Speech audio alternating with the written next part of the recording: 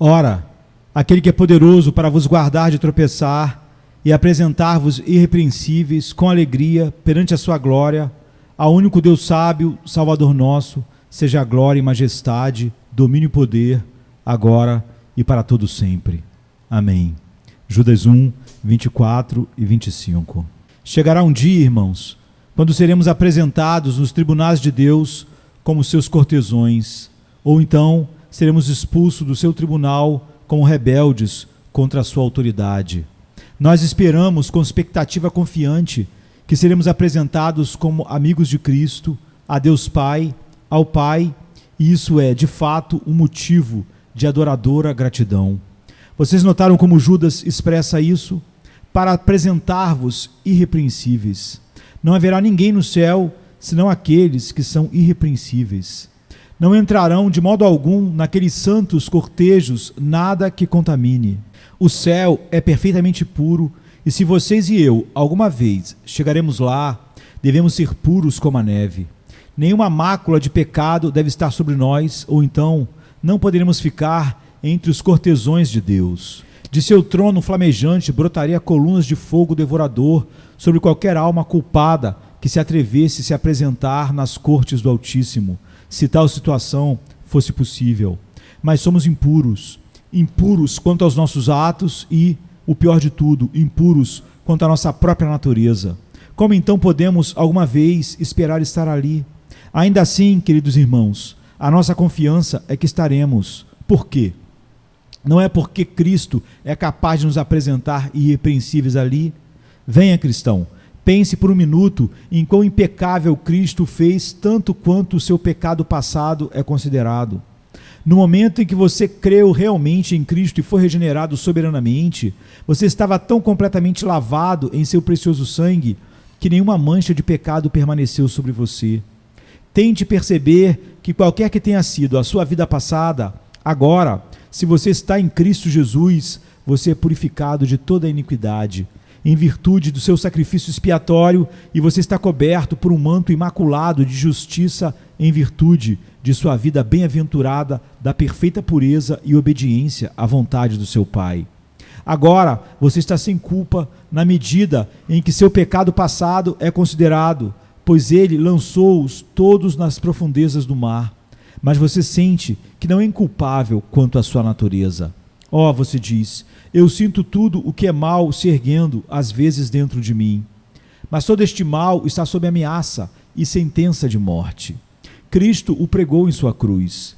A crucificação é uma morte prolongada e muito dolorosa. E o culpado agoniza de dar o último suspiro. Mas os seus pecados tiveram seu golpe mortal. Quando Cristo foi pregado na cruz, os seus pecados foram pregados ali também, e nunca descerão novamente. Eles devem morrer, assim como ele morreu. Será uma hora abençoada quando o pecado finalmente entregar seu espírito, quando não haverá mais nenhuma tendência para o pecado dentro de nossa natureza. Então nós seremos apresentados irrepreensíveis diante do trono de Deus. Isso pode alguma vez ocorrer? Pergunta alguém. Você bem pode fazer essa pergunta, irmão.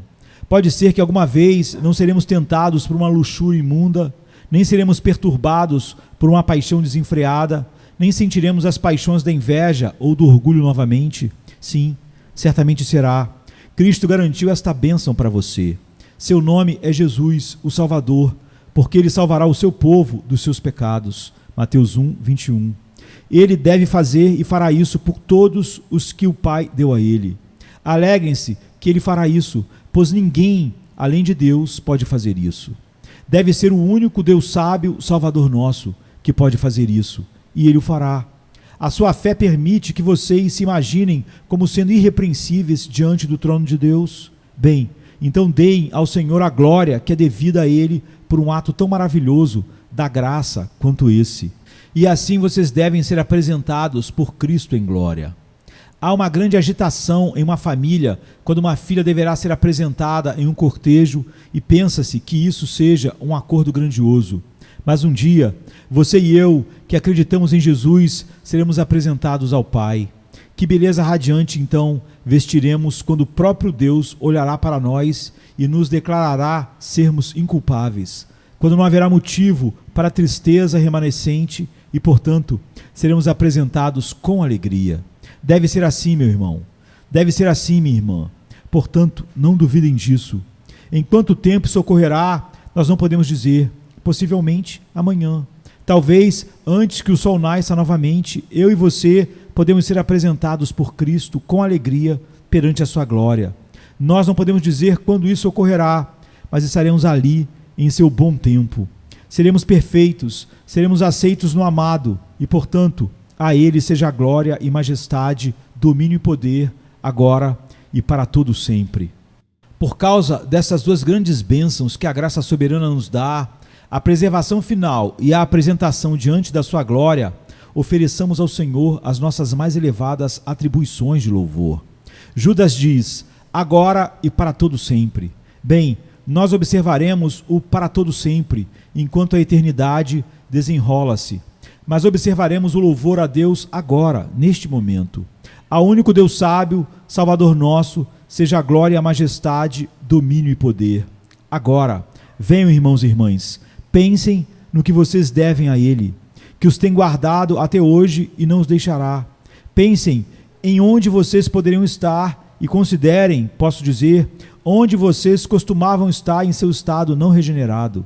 No entanto, vocês não estão ali agora, mas vocês estão aqui, sem justiça própria, diferidos de seus companheiros, dos outros homens inteiramente, por meio da graça soberana de Deus. Vocês têm sido guardados, talvez por 20, 30, 40 anos, possivelmente há 50 anos. Bem, a Ele seja a glória, deem-lhe a glória agora mesmo. Como vocês podem fazer isso? Bem, sintam isso em seus corações, falem sobre isso para os seus vizinhos, falem disso para os seus filhos, digam a todos que vocês encontrarem que Deus bom, bendito e fiel Ele é, e assim dê-lhe a glória agora, e sejam felizes e alegres. Vocês não podem melhor glorificar a Deus do que por uma vida calma, feliz, em paz e se regozijando nele com alegria indizível e cheia de glória. Deixe que o mundo saiba que vocês servem a um bom mestre. Se vocês estiverem com problemas, não deixem que ninguém veja que o problema toca o seu espírito. Não, mas não deixe que ele atribule o seu espírito. Descansem em Deus. Considerem o mal como bem de suas mãos e prossigam a louvá-lo. Vocês não sabem quanta coisa boa podem fazer e quão grandemente vocês podem glorificar a Deus se o louvarem em seus momentos mais sombrios e no dia mau. Os mundanos não se importam muito sobre o nosso salmo cantado, a menos que eles nos vejam na dor e na tristeza e observem que louvamos a Deus nessa ocasião. A alegria de alguns cristãos desaparece no desgaste da vida. Ela não pode suportar com as grosserias do mundo. Que não seja assim conosco, amados. Mas louvemos, bendigamos e engrandeçamos o nome do Senhor enquanto nós tivermos qualquer existência. Eu sei que ao falar assim, me dirijo a apenas uma parte da minha congregação. Eu desejo que todo homem e mulher aqui agora estejam louvando ao Senhor e tenho certeza de que vocês não poderiam ter uma melhor ocupação por toda a eternidade. Lembrem-se que se vocês não louvam a Deus, é impossível que vocês alguma vez entrem no céu, pois essa é a principal ocupação dos céus. E lembrem-se também que o louvor dos seus lábios, até que esses lábios sejam divinamente purificados, seria como uma joia em focinho de porco, uma coisa completamente fora do lugar. Para vocês, caros ouvintes não salvos, a primeira coisa não é o louvor, mas a oração. Não, nem mesmo a oração em primeiro lugar, mas a fé. Crê no Senhor Jesus Cristo e serás salvo. E então, em fé, ore a oração que Deus aceita. Mas vocês devem primeiro crer em Jesus.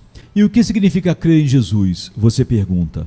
Significa isto: seu pecado merece castigo, merece a ira divina, a ira infinita.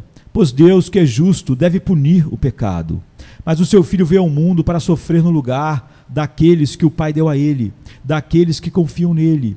E agora, Deus pode ser justo e justificador de toda alma que crê em Jesus. Na pessoa do seu Filho, Deus está pendurado em um madeiro e morre a morte de um criminoso. Você crerá no mérito daquela morte e no amor de Deus, que não poupou o seu próprio Filho, a fim de que ele possa poupar você. Você pode confiar em Jesus como seu Deus e Salvador. Você fará isso agora, então você está salvo. O primeiro momento de assim confiar em Deus é, portanto, o início de uma nova vida. Uma vida que irá expulsar a velha morte do pecado. No momento em que você assim confiar em seu Deus, você será colocado sobre uma nova base em relação a Ele. Todo o seu aspecto em direção a Deus será transformado. O arrependimento tomará tal posse do seu espírito que você será acionado por novos motivos e influenciado por novos desejos. Na verdade, você será um novo homem em Cristo Jesus. Isso é ser salvo. Salvo do amor ao pecado, salvo de retornar ao pecado, salvo de cair e tão completamente salvo, de forma que Cristo um dia lhe apresente irrepreensível com alegria perante a sua glória. Que Deus faça isso por todos vocês, queridos, de acordo com as riquezas da sua graça. Este é o último, melhor e mais forte desejo do meu coração. Que todos vocês sejam salvos. Que todos possamos nos encontrar no céu, diante do trono de Deus, para nunca mais nos separarmos.